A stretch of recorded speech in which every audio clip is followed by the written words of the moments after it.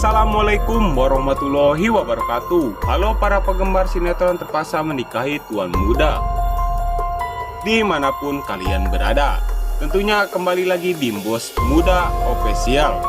Seperti biasanya, Bos Muda Official akan berikan ulasan dan trailer Terpaksa Menikahi Tuan Muda edisi Minggu 28 November 2021, episode 111, yang tentunya semakin seru dan menegangkan. Jangan sampai kelewatan ya guys. Di episode yang akan datang terlihat akhirnya Abimana dan Kinanti merasakan hidup bahagia setelah sekian lama cobaan yang menerpa kepada mereka. Abimana sangat bahagia saat melihat Kinanti seperti ini, dan di sisi lain juga Anita mengetahui siapa jati diri Raditya sebenarnya. Anita mengetahui bahwa Raditya adalah Dharma yang selama ini Anita cari-cari. Di awal cerita terlihat Abimana sengaja membawa Kinanti ke sebuah taman. Abimana sengaja membawa Kinanti untuk menghilangkan semua penatnya yang ada di pikiran mereka. Lalu kemudian sesampainya di sana, lihat Kinanti pun memainkan sebuah kipas angin ya guys.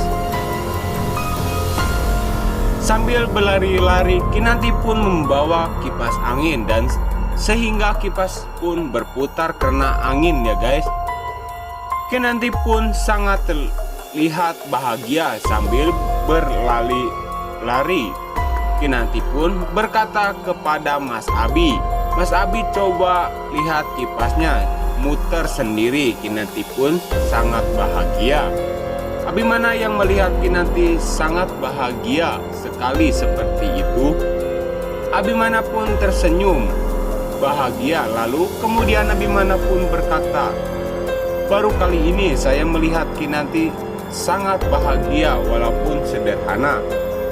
Mereka berdua bahagia ya guys.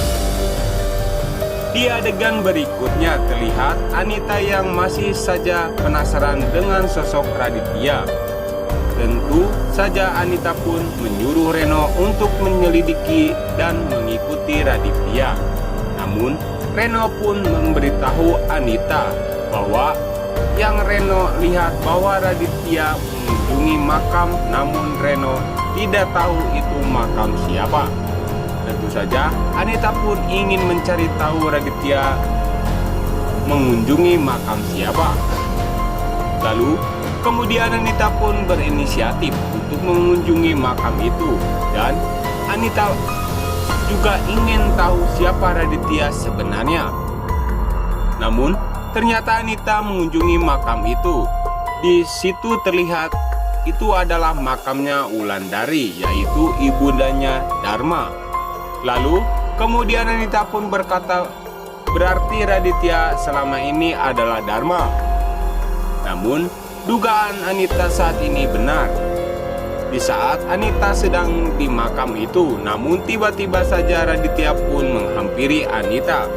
Namun Raditya pun merasa aneh ada seseorang yang mendatangi makamnya. Namun di situ terlihat ada Anita.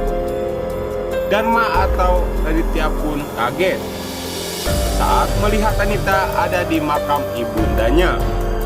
Lalu kemudian tanpa basa-basi lagi Anita pun berkata kepada Raditya, "Oh, saya tahu sebenarnya kamu itu adalah Dharma. Saya udah lama mencari kamu Dharma," kata Anita. Tentu saja Raditya atau Dharma pun kaget ya guys. Kenapa Anita bisa mengetahui aku sebenarnya adalah Dharma?